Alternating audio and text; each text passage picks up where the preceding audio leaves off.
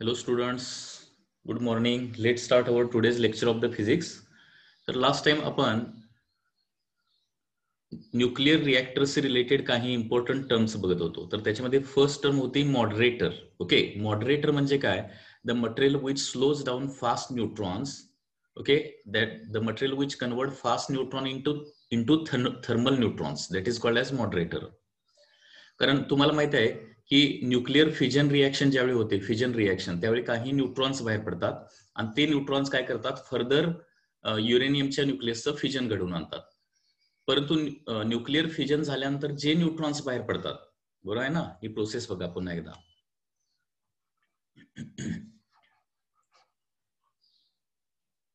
समजा हा uranium nucleus आहे, याच्यावर एक न्यूट्रॉन इन्सिडेंट केल्यानंतर काय होतं, याच्यामधून ऑन एन एव्हरेज 2.5 न्यूट्रॉन्स बाहेर पडतात. सपोज 3 न्यूट्रॉन्स बाहेर पडले, तर हे जे न्यूट्रॉन असतात ते फास्ट न्यूट्रॉन असतात आणि फास्ट न्यूट्रॉन न्यूक्लिअर रिएक्शन करू शकत नाही. तर त्यांचं कन्व्हर्जन काय करावं लागतं, स्लो न्यूट्रॉन मध्ये कन्व्हर्जन करावं लागतं. So these are the fast neutrons. तर material which convert this fast neutron into the slow neutrons. कारण फास्ट न्यूट्रॉन काय होतात, न्यूक्लिअर रिएक्शन मधून एस्केप होतात.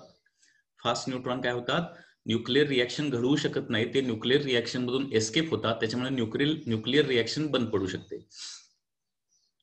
त्याच्यामुळे या फास्ट न्यूट्रॉनचं स्लो न्यूट्रॉन मध्ये कन्व्हर्जन आवश्यक आहे. आणि या फास्ट न्यूट्रॉनचं स्लो न्यूट्रॉन मध्ये कन्व्हर्जन कोण करतं, मॉडरेटर करतं. आणि फास्ट न्यूट्रॉनचं स्लो न्यूट्रॉन झाल्यानंतरच, ओके, स्लो न्यूट्रॉन म्हणजे त्यालाच दुसरं नाव काय आहे, थर्मल न्यूट्रॉन्स.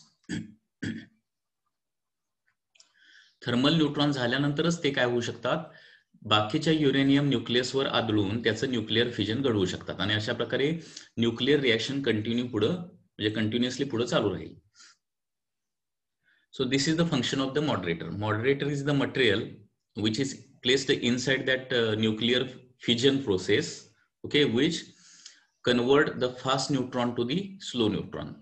तर याच्यामध्ये काय केलं, याच्यामध्ये मॉडरेटर म्हणून काय यूज केलं जातं, जनरली हेवी वॉटर किंवा ग्राफाईट हे मॉडरेटर म्हणून वापरले जातात. तर हे हेवी वॉटर किंवा ग्राफाईट काय करतं, त्यांची कायनेटिक एनर्जी ऍब्सॉर्ब करतं. आणि कायनेटिक एनर्जी ऍब्सॉर्ब केल्यामुळे काय होणार आहे, fast neutrons are converted to the slow neutron. म्हणजे या प्रोसेसमध्ये हेवी वॉटर आणि ग्राफाईटचं टेम्परेचर वाढतं आणि ते टेम्परेचर जे आहे ते आपण स्टीम प्रोडक्शनसाठी वापरू शकतो. सेकंड आहे फिजन रिएक्शन से रिलेटेड नेक्स्ट इंपॉर्टंट टर्म आहे, दॅट इज कंट्रोल रॉड्स.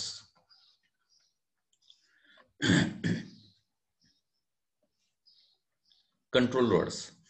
आता बघा, एका युरेनियम वर एक न्यूट्रॉन इन्सिडेंट केल्यानंतर काय होतं, याच्यामध्ये 3 न्यूट्रॉन्स बाहेर पडतात, बरोबर, 3 न्यूट्रॉन्स बाहेर पडतात. हे 3 न्यूट्रॉन परत 3 युरेनियमचं फिजन घडवू शकतात.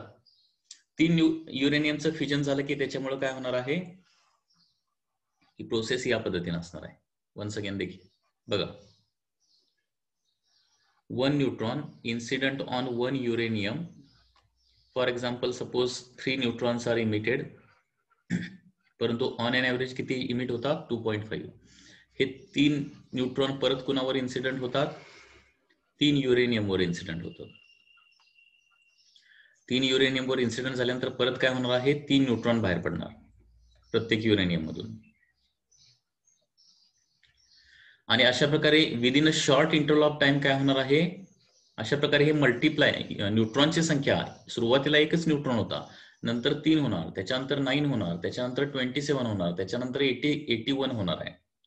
तर अशा प्रकारे न्यूट्रॉनची संख्या ट्रिमेंडस अमाऊंट मध्ये वाढते आणि त्याच्यामुळं tremendous amount of nuclear fission reactions होतात. म्हणजे within a very short interval of time सगळं जे युरेनियम मटेरियल जे आहे, सगळे युरेनियम न्यूक्लियाय जे आहे त्यांचं फिजन होतं.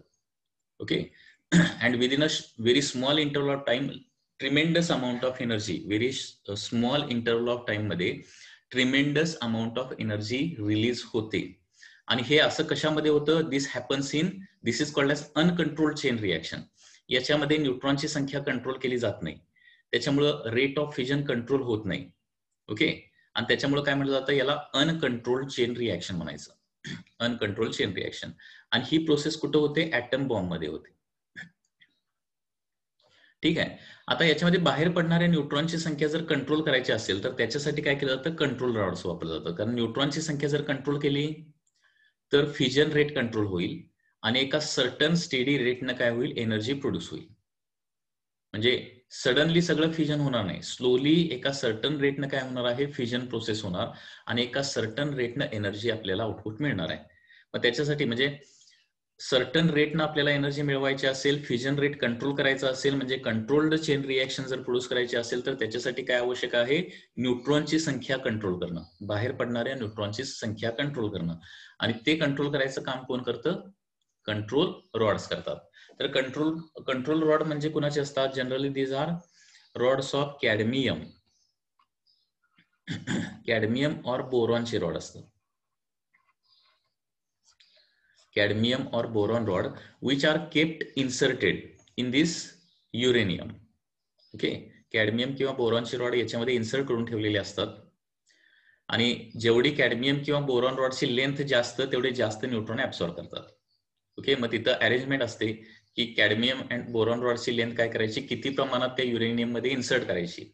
कॅडमियम किंवा बोरॉन रॉडची लेंथ युरेनियम मध्ये किती अमाऊंट मध्ये, किती लेंथ मध्ये इन्सर्ट करायची याची तिथं अरेंजमेंट असते. ओके, सो एनर्जी थोडीशी जास्त प्रमाणात प्रोड्यूस व्हायला लागली तर कॅडमियम बोरॉन रॉड जास्त प्रमाणात आत इन्सर्ट करायचे. जर एनर्जी कमी कमी कमी प्रोड्यूस व्हायला लागली तर काय करायचे, ते थोडेसे बाहेर रिमूव्ह करायचे. आणि कॅडमियम किंवा बोरॉन रॉडची जी लेंथ आहे ती युरेनियम मध्ये ऍडजस्ट करून ओके नंबर ऑफ न्यूट्रॉनची संख्या कंट्रोल केली जाते. आता कॅडमियम आणि बोरॉन रॉड काय करतात, तर या प्रोड्यूस झालेल्या न्यूट्रॉनला काय करतात, ऍब्सॉर्ब करतात. कारण यांचा न्यूक्लिअर क्रॉस सेक्शन जो आहे तो मोठा असतो. कॅडमियम आणि बोरॉन या रॉडचा न्यूक्लिअर क्रॉस सेक्शन जो आहे म्हणजे न्यूक्लिअर एरिया मोठा असतो, त्याच्यामुळे इझिली ते न्यूट्रॉन जे आहेत त्याच्या न्यूक्लियस मध्ये ऍब्सॉर्ब होतात कॅडमियम आणि बोरॉनच्या. ठीक आहे. आणि कंट्रोल रॉडच्या साईनं काय केलं जातं, फॉर एक्झाम्पल 3 न्यूट्रॉन बाहेर पडले, फर्दर रिएक्शन होण्यासाठी एकच न्यूट्रॉन आवश्यक असेल किंवा 2 न्यूट्रॉन आवश्यक असतील, समजा एक न्यूट्रॉन आवश्यक असेल तर बाकीचे 2 न्यूट्रॉन काय केले जातात, ऍब्सॉर्ब केले जातात. एकच न्यूट्रॉन काय केला जातो, फ्युजन प्रोसेससाठी लेफ्ट केला जातो. त्याच्यामुळं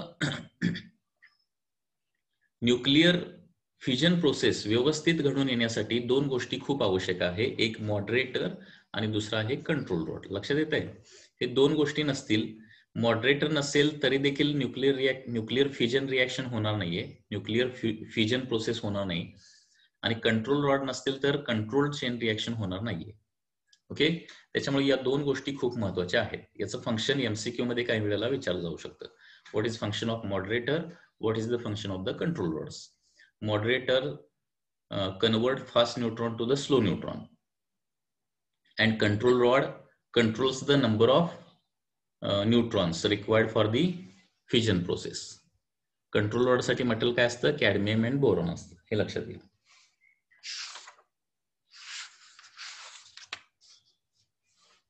So this is about the nuclear reactor and fission, nuclear fission process.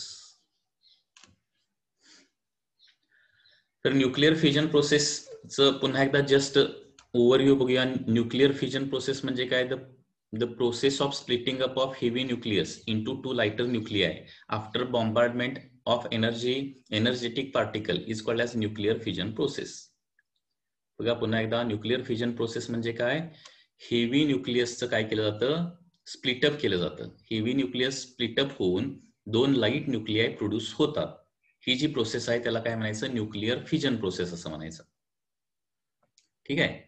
Heavy न्यूक्लियसवर energetic particle bombard केल्यानंतर काय होतं, याच्यामध्ये 2 लाईट न्यूक्लियाय तयार होतात आणि काही न्यूट्रॉन्स तयार होतात आणि त्याचबरोबर काय सर्टन अमाऊंट ऑफ एनर्जी याच्यामध्ये रिलीज होते. याला न्यूक्लिअर फ्युजन प्रोसेस असं म्हणायचं.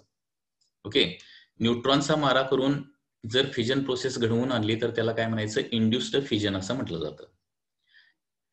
फ्युजन प्रोसेससाठी मोस्टली कुठला न्यूक्लियस वापरला जातो, फ्युजन प्रोसेससाठी युरेनियम वापरला जातो. कुठला युरेनियम, युरेनियम 235.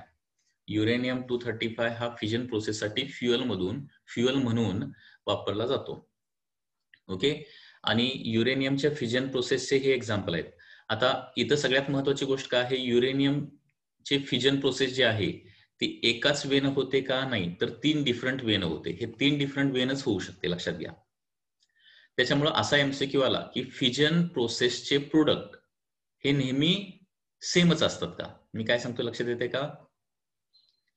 युरेनियमच्या फिजन प्रोसेसचे जे प्रोडक्ट आहेत ते नेहमी सेमच असतात का? म्हणजे बेरियम आणि क्रिप्टॉन एवढेच असतात का? नाही, तर काही वेळेला बेरियम क्रिप्टॉन प्रोड्यूस होतात. ओके,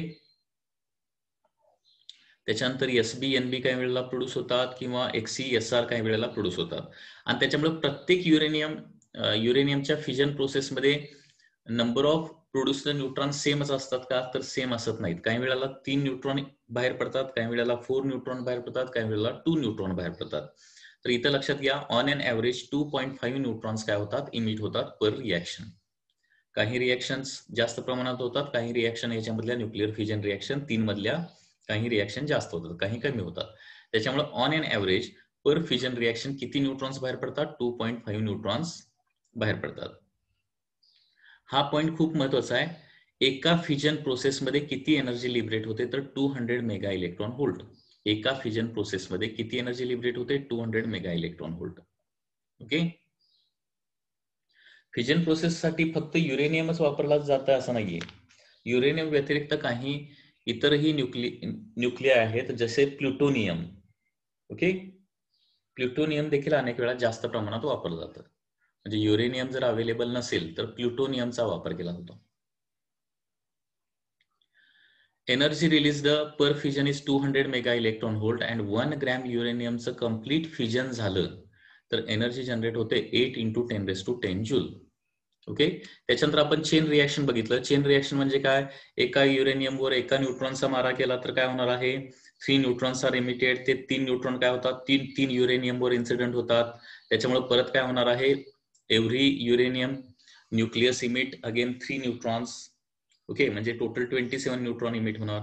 ते 27 न्यूट्रॉन परत काय होतात? 27 युरेनियमवर इन्सिडेंट होतात आणि 81 न्यूट्रॉन्स इमिट होतात. ते परत 81 न्यूट्रॉन जे आहेत ते 81 न्यूक्लियसवर इन्सिडेंट होऊन परत काय होणार आहे? 243 न्यूट्रॉन्स बाहेर पडतात.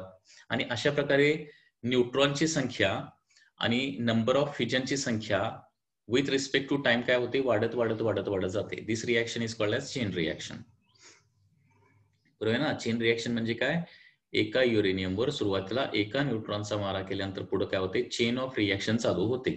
सेल्फ सस्टेंड रिॲक्शन चालू होते. त्याला काय म्हणतो आपण? चेन रिॲक्शन असं म्हणतो. Okay, 1 neutron on 1 uranium produce 3 neutron. 3 neutron on 3 uranium produce 9 neutrons. 9 neutron on 9 uranium produces 27 neutrons and so on. This reaction is called as chain reaction. Chain reaction दोन प्रकारचे असतात, कंट्रोल चेन रिॲक्शन आणि uncontrol chain reaction. तर control chain reaction कुठे वापरतात? Nuclear रिॲक्टर्समध्ये. Nuclear रिॲक्टर्समध्ये control chain reaction घडवून आणतात की ज्याच्यामध्ये रेट ऑफ फिजन काय असतो? कंट्रोल्ड असतो. नंबर ऑफ न्यूट्रॉन्स जे फिजन प्रोसेस घडवतात त्यांची संख्या कंट्रोल असते. ओके, न्यूक्लिअर रिॲक्टरचा वापर कशासाठी करतो आपण? एनर्जी प्रोडक्शनसाठी, म्हणजे इलेक्ट्रिसिटी प्रोडक्शन मोस्टली त्याच्यासाठी. आणि uncontrol chain reaction atom bomb किंवा त्यालाच काय म्हणतो आपण? न्यूक्लिअर बॉम्ब प्रोड्यूस करण्यासाठी वापरतो. आता चेन रिॲक्शन मध्ये दोन महत्वाचे इथे टर्म्स आहेत, moderator and control rods. Moderator काय करतो? फास्ट न्यूट्रॉनचं कन्व्हर्जन स्लो न्यूट्रॉन मध्ये करतो, कारण fast neutron further nuclear reaction करू शकत नाहीत. स्लो न्यूट्रॉन फक्त न्यूक्लिअर रिॲक्शन करू शकतात, म्हणजे न्यूक्लिअर फिजन प्रोसेस करू शकतात. ओके, अँड कंट्रोल रॉड्स काय करतात? न्यूट्रॉन ऍब्सॉर्ब करायचं काम करतात. Control rods are going to absorb the number of neutrons and hence they are going to control number of neutrons that which are going to cause the fission process. आता जशी nuclear fission process बघितली तशीच आहे nuclear fusion process. Okay, nuclear fusion process. आता हे nuclear fusion काय आहे लक्षात घ्या. Nuclear fusion. When two light nuclei combine to form heavy nucleus, it is called as nuclear fusion reaction. When two lighter nuclei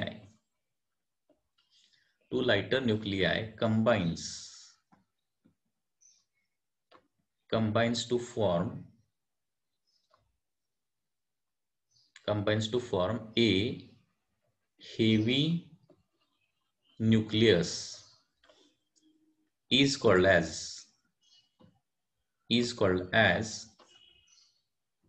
nuclear fusion process or just nuclear fusion.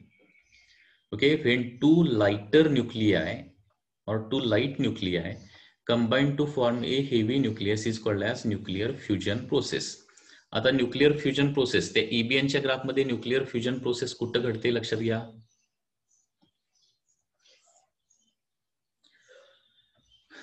आपण हा graph बघितलाय, that is EBN with respect to atomic mass number. The graph is like this. बरोबर. हा middle region जो आहे तो काय असतो, जास्त स्टेबल रिजन असतो. बरोबर. याचा जो पुढचा रिजन आहे याच्यामध्ये खूप काय असतात, हेवी न्यूक्लिआय असतात आणि ते हेवी न्यूक्लिआय कसे असतात, अनस्टेबल असतात आणि त्याच्यामुळे ते स्प्लिट अप होतात आणि या रिजन मध्ये जनरली काय होते, फ्युजन प्रोसेस घडते. फ्युजन, हेवी न्यूक्लिआय स्प्लिट अप होतो. आणि बिफोर ॲटॉमिक मास नंबर 30च्या पाठीमागे लाइटर न्यूक्लिआय असतात आणि इथं काय होणार आहे, इथं जे लाईट न्यूक्लिआय आहेत, लाइटर न्यूक्लिआय ते काय होतात, कंबाईन होतात आणि त्याच्यापासून काय होतो, थोडासा हेवियर न्यूक्लियस तयार होतो. तर या प्रोसेसमध्ये काय होते, बाइंडिंग एनर्जी वाढते आणि बाइंडिंग एनर्जी वाढल्यामुळे काय होणार आहे, एनर्जी रिलीज होणार. कारण तुम्हाला माहित आहे एनर्जी कधी रिलीज होते, प्रोडक्टची बाइंडिंग एनर्जी जास्त असली पाहिजे, आणि रिएक्टंटची बाइंडिंग एनर्जी कमी असली पाहिजे. म्हणजे जेव्हा बाइंडिंग एनर्जी वाढणार आहे, हे बघा, हेवी न्यूक्लियसचं कन्व्हर्जन लाईट न्यूक्लियस मध्ये झालं तरी बाइंडिंग एनर्जी काय होते, वाढते. किंवा लाईट न्यूक्लियसचं फ्युजन होऊन ओके एक हेवी न्यूक्लियस तयार झाला तरी देखील बाइंडिंग एनर्जी वाढते आणि त्याच्यामुळे काय होते, एनर्जी रिलीज होते. तर फ्युजन प्रोसेसमध्ये एनर्जी रिलीज होते आणि या रिजन मध्ये काय होणार आहे, फ्युजन प्रोसेस घडणार आहे, न्यूक्लिअर फ्युजन. तर न्यूक्लिअर फ्युजन मध्ये काय होतं, two light nuclei like this. So this is the first nuclei. Okay, this is the second nuclei. They combine together and they form a heavy nuclei. Heavier म्हणजे त्यांच्यापेक्षा जास्त heavy असतो तो. One new nuclei is created. That is called as nuclear fusion process. ठीक आहे. आता ही nuclear fusion process होण्यासाठी conditions काय आहेत लक्षात घ्या. कारण दोन न्यूक्लियस फ्यूज होणार आहेत, म्हणजे मर्ज होणार आहेत आणि एक नवीन न्यूक्लियस तयार होणार आहे. फ्युजन प्रोसेसमध्ये काय होणार, दोन छोटे न्यूक्लियस मर्ज होऊन एक मोठा न्यूक्लियस तयार होणार आहे. तर त्याच्यासाठी हे दोन न्यूक्लियस जे आहेत ते एकमेकाच्या कॉन्टॅक्ट मध्ये यावे लागतील. हे छोटे न्यूक्लियस जे आहेत ते दोन एकमेकाच्या कॉन्टॅक्ट मध्ये यावे लागतील. परंतु इथं प्रॉब्लेम काय आहे, न्यूक्लियस म्हणजे म्हटलं की त्याच्यावर दोघांच्यावरही पॉझिटिव्ह चार्ज असणार आहे आणि पॉझिटिव्ह मध्ये रिपल्शन असतं. Okay, and there is a very strong repulsion. म्हणजे डिस्टन्स जसं त्यांच्यामधलं कमी होईल तसं रिपल्शन काय होतं, ट्रिमेंडस अमाऊंट मध्ये हे रिपल्शन वाढत जातं. तर या रिपल्शनवर ओव्हरकम होऊन ते एकमेकाला काय व्हायला पाहिजेत, मर्ज व्हायला पाहिजे, टच व्हायला पाहिजेत. लक्षात येत आहे. म्हणजे हे दोन न्यूक्लियस 10⁻⁻15 मीटर डिस्टन्स पेक्षा कमी डिस्टन्स मध्ये एकमेकांच्या जवळ यायला पाहिजेत. आता हे एकमेकांच्या जवळ कसे येऊ शकतात, तर त्याच्यासाठी एकच पर्याय आहे. समजा हा एक न्यूक्लियस असेल आणि हा एक न्यूक्लियस असेल, तर हे दोन न्यूक्लियस जे आहेत ते व्हेरी हाय कायनेटिक एनर्जीनं एकमेकांच्याकडे प्रोजेक्ट केले पाहिजेत, व्हेरी हाय कायनेटिक एनर्जीनं. बरोबर. आणि एवढी कायनेटिक एनर्जी त्यांच्यामध्ये असली पाहिजे की ते एकमेकांच्या मध्ये काय होतील, पूर्णपणे मर्ज होतील, एकमेकाला टच होतील किंवा त्यांच्यामधलं डिस्टन्स 10⁻⁻15च्या पेक्षा कमी येईल किंवा 10⁻⁻15 व्हायला पाहिजे. कारण दोन न्यूक्लियॉन्स मध्ये अट्रॅक्शन कधी प्रोड्यूस होतं, स्ट्रॉंग न्यूक्लिअर फोर्स कधी क्रिएट होतो. कारण स्ट्रॉंग न्यूक्लिअर फोर्स कधी क्रिएट होणार आहे त्याचं लिमिटेशन आहे. 10⁻⁻15 मीटर एवढं डिस्टन्स दोन न्यूक्लियॉनच्या मध्ये असेल तरच ते एकमेकाला चिकटतात. बरोबर. त्याच्यासाठी tremendous amount of kinetic energy पाहिजे. आणि कायनेटिक एनर्जी कशावर डिपेंड असते, टेम्परेचरवर अँड प्रेशरवर डिपेंड असते. Kinetic energy is directly proportional to temperature and pressure. आणि त्याच्यामुळं न्यूक्लिअर फ्युजन प्रोसेस जर घडवायची असेल तर प्रेशर लागतं. Pressure is about 10⁻16 ॲटमॉस्फिअर्स. एवढं व्हेरी हाय प्रेशर लागतं. लक्षात घ्या, आपल्या बॉडीवर सध्याचे प्रेशर आहे ते किती आहे? 1 ॲटमॉस्फिअर हे प्रेशर आहे. एअरचं प्रेशर किती आहे? 1 ॲटमॉस्फिअर. त्याच्या 16 टाइम्स प्रेशर जे आहे ते करावं लागेल. आणि टेम्परेचर जे आहे, टेम्परेचर हे 10⁻7 केल्विन एवढं टेम्परेचर करावं लागणार. 10⁻7 to 10⁻8. 10⁻7 to 10⁻8 केल्विन एवढं tremendous amount of temperature, very high temperature लागणार आहे. तरच काय होऊ शकतं, दोन न्यूक्लियस काय होऊ शकतात, त्यांना sufficient amount of energy, kinetic energy मिळू शकते. कारण बेसिकली कायनेटिक एनर्जीचा फॉर्म्युला काय माहिती आहे का? Kinetic energy is given by formula 3/2 kBT. 3/2 kB into T हा कायनेटिक एनर्जीचा फॉर्म्युला आहे. म्हणजे कुठल्याही गॅसचा पार्टिकल आपण जर घेतला, बरोबर, कारण हे न्यूक्लियस म्हणजे काय असणार आहेत? गॅसचेच न्यूक्लियस असणार ना, गॅसच्या ॲटम मध्ये असणारे न्यूक्लियस. गॅसचा जो मॉलिक्यूल असतो, लक्षात घ्या, गॅसचा मॉलिक्यूल हे तुम्ही कायनेटिक थिअरी ऑफ गॅसेस या टॉपिक मध्ये स्टडी करणार आहे. याचं डेरिवेशन देखील आहे.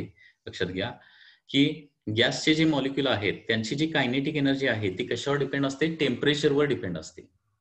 Kinetic energy of gas molecules depends on the temperature. And kinetic energy of gas molecule is given by formula 3/2 kBT. Kinetic energy of gas molecule is given by formula 3/2 kBT, where kB is a Boltzmann constant and T is the temperature. जसं temperature वाढत जाईल तसं kinetic energy काय होते? वाढत जाते. Okay. आणि त्याच्यामुळे टेम्परेचर हे कॅल्क्युलेशन केलं तर 10⁻7 to 10⁻8 एवढं टेम्परेचर लागतं. आणि त्या टेम्परेचरला जी काय कायनेटिक एनर्जी मिळणार आहे त्या मॉलिक्यूलला, म्हणजे किंवा त्या ॲटमला, गॅसच्या ॲटमला एवढी कायनेटिक एनर्जी मिळणार की ते ॲटम किंवा त्याचे न्यूक्लियस एकमेकाला कोलाइड होऊ शकतात, टच करू शकतात, मर्ज करू शकतात. आणि त्या ठिकाणी काय होते? न्यूक्लिअर फ्युजन प्रोसेस घडते. म्हणजे न्यूक्लिअर फ्युजन प्रोसेस घडवायला ओके एक्स्ट्रीम कंडिशन्स लागतात. Okay, very high pressure and very high temperature, nuclear fusion process.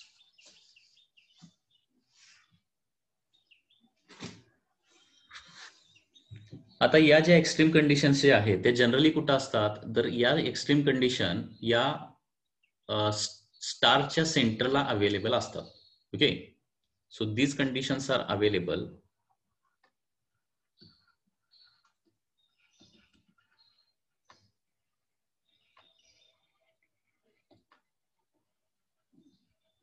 at center of a star. Okay, star म्हणजे लार्ज अमाऊंट ऑफ मास असतं तिथं, त्याच्यामुळे pressure at the centre very high असतं. आणि त्याचबरोबर temperature जे आहे ते 10⁻7 to 10⁻8 केल्विन असतं. ठीक आहे. These conditions are available at the centre of the star. आता कुठलाही स्टार काय असतो लक्षात घ्या, every star is a cloud of a hydrogen gas. खूप मोठा क्लाउड असतो हायड्रोजन गॅसचा. लक्षात घ्या, every star is a huge cloud of hydrogen gas. Hydrogen gas. Okay.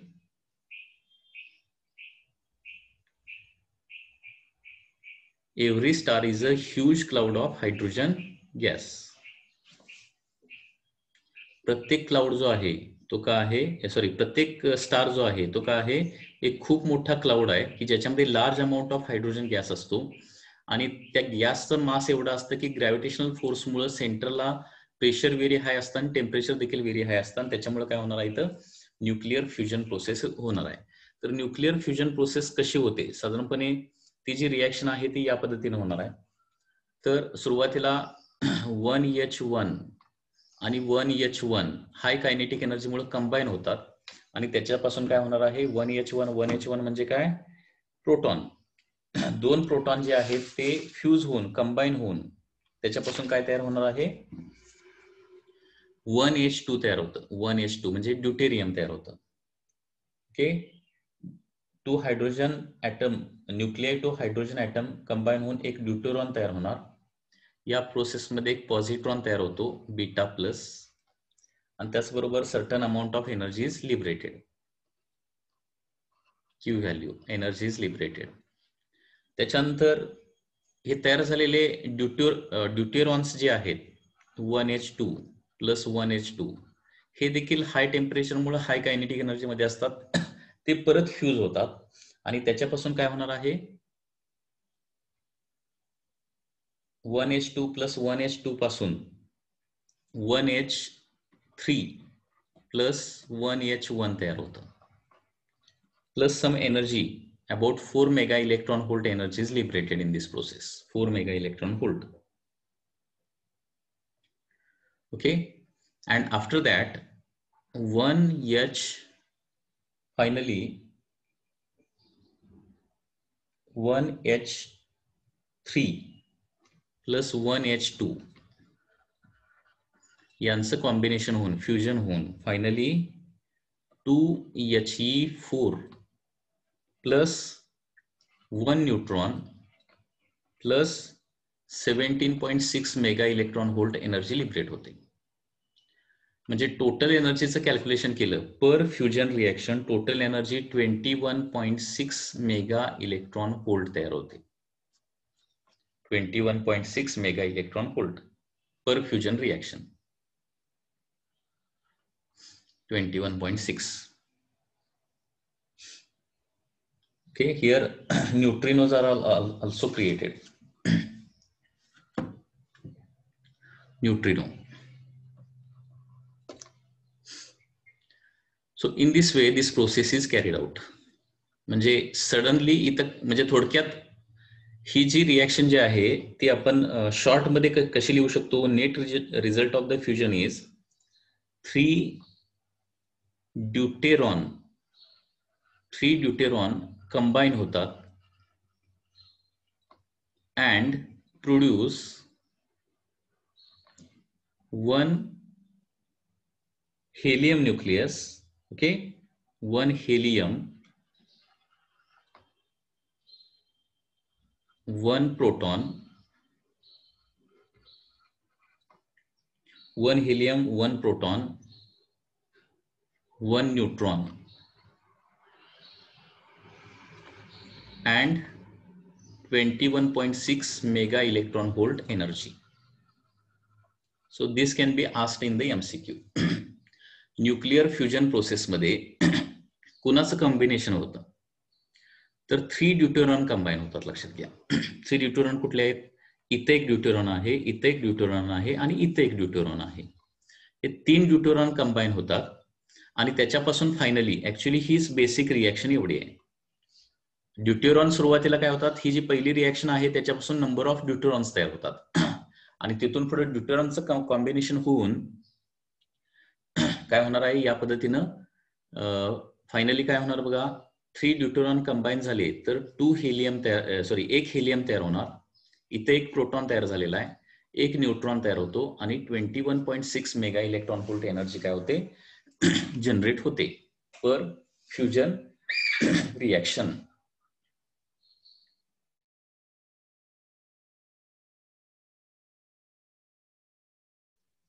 हे लक्षात आलं का बघा. तर याच्यामध्ये ह्या रिएक्शन जे आहे ते पाठ करायची गरज नाही, हे कोण विचारत नाहीये तुम्हाला. याच्यामध्ये विचारलं काय जातं की एका फ्युजन प्रोसेसमध्ये किती एनर्जी जनरेट होते. 21.6 मेगा इलेक्ट्रॉन व्होल्ट. हे बघा वन्स अगेन रिव्हिजन घेतलं तर एक युरेनियमचं फ्युजन झालं तर किती एनर्जी जनरेट होत होती 200 मेगा इलेक्ट्रॉन व्होल्ट. आणि एक जर फ्युजन झालं तर किती एनर्जी जनरेट होते 21.6 mega electron volt. 21.6 mega electron volt energy generate होते. ठीक आहे. तर समजा तुम्हाला परत असा क्वेश्चन विचारला की which reaction is more efficient. Fusion process जास्त इफिशियंट असेल की फ्युजन प्रोसेस मोर इफिशियंट असेल दोघांच्या मध्ये. हे जे लिहिलेलं आहे 3 deuteron 1 helium 1 proton 1 neutron and energy, हा पार्ट जो आहे तो लक्षात ठेवावा लागेल तुम्हाला, हा महत्वाचा आहे. फ्युजन प्रोसेस आणि फ्युजन प्रोसेस याच्यामध्ये मोर इफिशियंट रिएक्शन कुठली? More efficient nuclear reaction is fusion. Okay, nuclear fusion. कारण हे एका फ्युजनची एनर्जी आहे, एका फ्युजनची, परंतु 1 ग्रॅम फ्युजन झालं आणि 1 ग्रॅम फ्युजन झालं. लक्षात घ्या. हे बघा, इफिशियन्सी कशावर ठरवणार? तेवढंच अमाऊंट ऑफ मटेरियल जर आपण काय केलं, तेवढ्याच अमाऊंट ऑफ मटेरियलचं एकदा फ्युजन करून बघायचं आणि तेवढ्याच अमाऊंट ऑफ मटेरियलचं फ्युजन करून बघितलं तर जास्त एनर्जी कुठं जनरेट होणार आहे? तर फ्युजन प्रोसेसमध्ये जास्त एनर्जी जनरेट होणार. ओके, 1 ग्रॅम युरेनियमचं फ्युजन केलं आणि 1 ग्रॅम हायड्रोजनचं समजा फ्युजन केलं तर जास्त एनर्जी कुठे जनरेट होणार? कुठे जनरेट होईल असं वाटतंय तुम्हाला? हे बघा, 1 ग्रॅम फ्युजनची एनर्जी किती कशी काढणार? तर 1 ग्रॅम मध्ये किती फ्युजन होणार ते बघावे लागतील. तर 1 डिवायडेड बाय युरेनियम 235 ना, एवढे मोल्स येणार, इंटू 6.022 इंटू 10⁻23 इंटू पर फ्युजन किती होते? 200 मेगा इलेक्ट्रॉन व्होल्ट. हे कॅल्क्युलेशन केलं की हे येणार आहे 1 ग्रॅम फ्युजनची एनर्जी. तसं 1 ग्रॅम फ्युजनची एनर्जी काय येणार? 1 डिवायडेड बाय ओके हायड्रोजनचा ऍटॉमिक नंबर किती आहे? हायड्रोजनचा atomic mass number 1 into 6.022 into 10⁻23 आणि पर फ्युजन रिएक्शन किती तयार होते? 21.6. कुठली एनर्जी जास्त होईल तयार होत आहे असं वाटतं? 1 ग्रॅम मध्ये किती फ्युजन होणार? खूप कमी होणार, कारण 1 डिवायडेड बाय 235 बरोबर ना. आणि 1 ग्रॅम फ्युजन मध्ये जास्त फ्युजन रिएक्शन्स होणार, त्याच्यामुळे लार्ज अमाऊंट ऑफ एनर्जी कुठे जनरेट होते? 1 ग्रॅम हायड्रोजन आणि 1 ग्रॅम युरेनियम जर घेतला तर एनर्जी जास्त हायड्रोजन मध्ये तयार होणार. लक्षात येते ना? हे कॅल्क्युलेशन लक्षात येते का? हे बघा, एक फ्युजन इथं डिवायडेड बाय ऍक्च्युली 2 करायला पाहिजे, डिवायडेड बाय 4 करायला पाहिजे, ऍक्च्युली 4 करायला पाहिजे. ओके, कारण 4 हायड्रोजन, कारण 1 डिवायडेड बाय 1 म्हणजे 1 मोल येणार ना. 1 मोल मध्ये एवढे हायड्रोजन ऍटम्स असणार आहेत. ओके, आणि त्या 4 हायड्रोजन ऍटम कंबाईन झाले की एक हेलियम तयार होतो. त्याच्यामुळे 4 हायड्रोजन ऍटम कंबाईन झाल्यानंतर एवढी एनर्जी तयार होणार. 4 साठी 21.6. तर एवढ्यासाठी किती? तर हे या पद्धतीने कॅल्क्युलेशन करता येईल. हे कॅल्क्युलेशन करून बघा. तर याच्यामध्ये काय होते? फ्युजन प्रोसेसमध्ये काय होते? Large amount of energy generate होते. 1 ग्रॅम युरेनियम घेतला आणि 1 ग्रॅम हायड्रोजन घेतला तर कम्पॅरेटिव्हली हायड्रोजन मध्ये एनर्जी जास्त जनरेट होते. ओके, आता फ्युजन रिएक्शन लॅब मध्ये देखील घडवून आणू शकतो, लक्षात घ्या. आणि त्याला काय म्हणलं जातं? ती फ्युजन रिएक्शन ऑलरेडी घडवून आणलेली आहे. ओके, आणि त्याच्यापासून एक बॉम्ब देखील तयार केलेला आहे. त्याला फ्युजन बॉम्ब किंवा हायड्रोजन बॉम्ब असं म्हटलं जातं. Hydrogen bomb.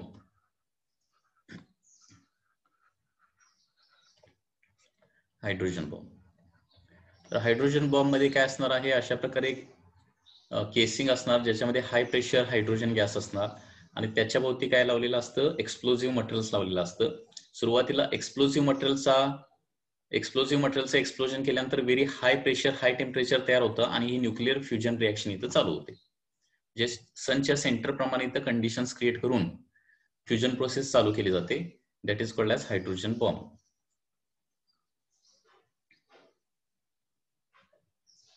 एकदा न्यूक्लिअर फ्युजन रिएक्शन तयार झाली, एकदा फ्युजन प्रोसेस चालू झाली की ते ऑटोमॅटिकली प्रेशर आणि टेम्परेचर क्रिएट होतं. एक फ्युजन प्रोसेस झाली की ट्रिमेंडस अमाऊंट ऑफ एनर्जी तिथं रिलीज होते and that energy is sufficient to maintain the condition. एकदा फ्युजन प्रोसेस चालू झाली की त्याला आपण थांबवू शकत नाही, कारण फ्युजन प्रोसेस चालू झाली की एनर्जी रिलीज होणार आणि त्या एनर्जी रिलीजमुळे काय होणार आहे? टेम्परेचर आणि प्रेशर मेंटेन होणार. त्याच्यासाठी इथं काय असणार, सेंटरला हाय प्रेशर हायड्रोजन असणार. ओके, आणि त्याच्यावरती पूर्णपणे सराउंडिंगला काय काय केलेलं असतं, large amount of explosive material लावलेलं असतं, एक्सप्लोजिव्ह. आणि हे एक्सप्लोजिव्ह मटेरियल सुद्धा सुरुवातीला काय केलं जातं, एक्सप्लोड केलं जातं. एक्सप्लोड केल्यानंतर परत हे प्रेशर वाढतं, त्याचबरोबर टेम्परेचर देखील व्हेरी हाय होतं, आणि त्या हाय प्रेशर हाय टेम्परेचरमुळे फ्युजन रिएक्शन चालू होऊ शकते. That is called as hydrogen bomb.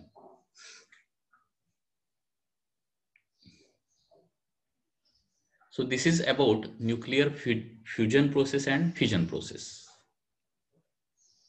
तर स्टारच्या सेंटरला कुठली रिएक्शन होते, फ्युजन प्रोसेस. युरेनियम रिएक्टर किंवा ॲटम बॉम्ब मध्ये कुठले होणार आहे, that is nuclear fusion process. याच्यामध्ये कोणाला काय डाऊट असला तर विचारा.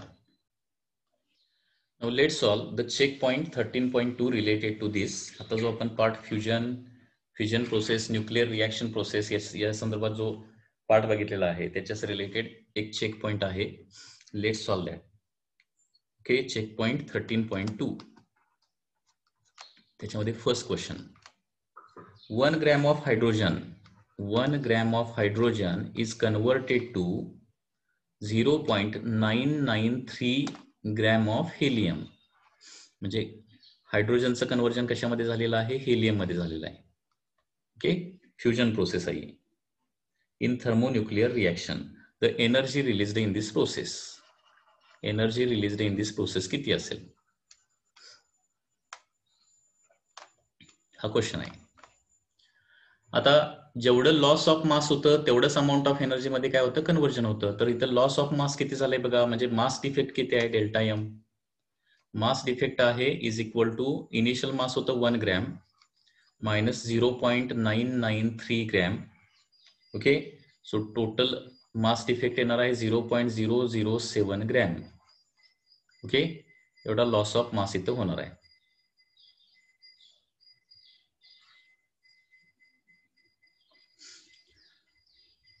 ठीक आहे, लक्षात येते ना. आता मास डिफेक्ट नुसार एनर्जी आपण काढू शकतो. मास डिफेक्ट वरून energy is equal to formula काय असतो, delta M into C square. So 0.007 means 7 into 10⁻³ लिहू शकतो मी, 7 इंटू 10⁻³.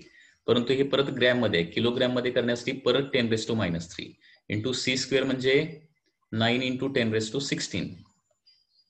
9 इंटू 10⁻16. सो आन्सर काय येणार आहे, 63 इंटू 10⁻, किती येणार, 10 joule. 63 into 10⁻10 joule. That is the answer. So number of options are here. So B option will be the correct option. Number 2. If an electron and positron annihilate, then energy released is. Second question काय दिलंय, electron and positron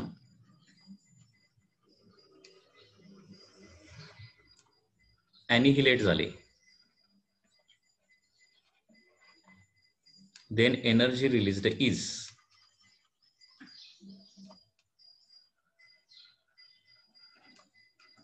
energy release is.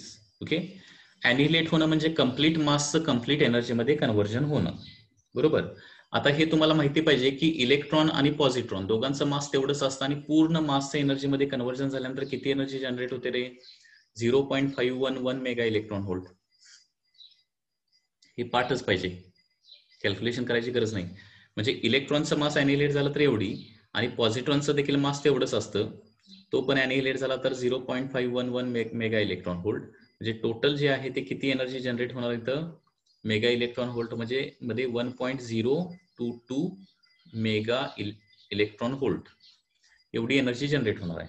आता option जे आहे ते सगळे joule मध्ये, तर electron व्होल्टचं परत जूल मध्ये कन्व्हर्जन करायला पाहिजे. सो 1.022 इंटू 10⁻6 मेगा म्हणजे 10⁻6 आणि इलेक्ट्रॉन व्होल्ट म्हणजे 1.6 इंटू 10⁻⁹ जूल. इलेक्ट्रॉन व्होल्टचं जूल मध्ये कन्व्हर्जन करायला. ओके, सो आन्सर फायनली येणार आहे किती एनर्जी जनरेट होणार आहे हे अप्रॉक्सिमेटली 1 घेऊया. That is 1.6 into 10⁻⁻13 joule. This much amount of energy is produced. Answer is B. जर 0.511 व्हॅल्यू जर तुम्हाला पाठ नसेल तर दुसरी पण गोष्ट करू शकताय, m into c square formula देखील वापरू शकताय. ओके. और एनर्जी रिलीजचा दुसरी मेथड काय असं पण काढू शकताय, delta m into c square ना. किती मास डिस्ट्रॉय होणार आहे 2 times 9.1 into 10⁻⁻31 एवढं मास डिस्ट्रॉय होणार ना. इलेक्ट्रॉनचं मास आणि पॉझिट्रॉन मास दोघांचा मास ॲनिलेट होणार आहे. Okay. Into C square that is 9 into 10⁻16. असं केलं तरी देखील आन्सर तेच येणार आहे. ओके. या पद्धतीने हे कॅल्क्युलेशन तुम्ही करू शकता.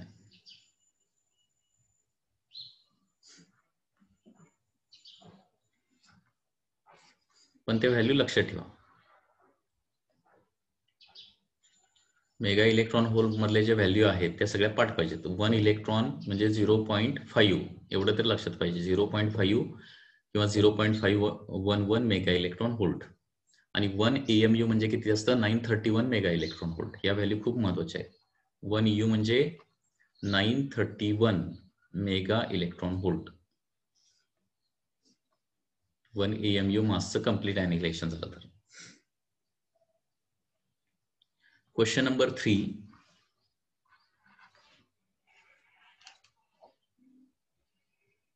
Question number 3. The mass defect in particular reaction is, mass defect is directly given. Mass defect किती दिलाय 0.3 gram. Mass defect is given 0.3 gram. The amount of energy liberated in kilowatt hour.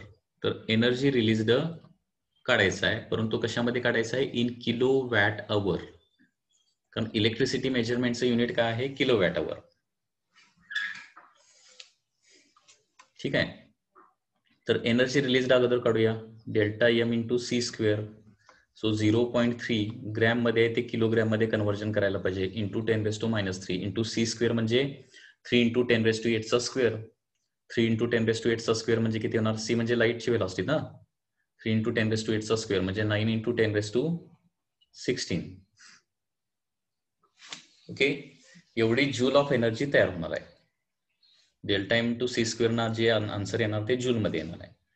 तेच आता kilowatt our मध्ये करायचं असेल तर हे 0. हे कॅल्क्युलेशन करतो मी. हे कॅल्क्युलेशन किती येणार 2.7 येणार. इंटू 10⁻³ किती येणार आहे 13 डिवायडेड बाय 3.6 into 10⁻6 ने डिवाइड करावं लागेल. That is the kilowatt our.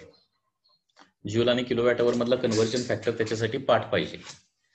Okay. जूलचं kilowatt our मध्ये कन्व्हर्जन करण्यासाठी 3.6 into 10⁻6 न डिवाइड करावं लागतं.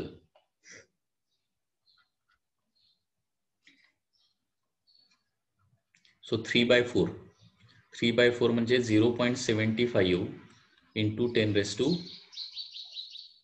0.75 into 10⁻ किती येणार बघा हे 7 किलोवॅट अवर.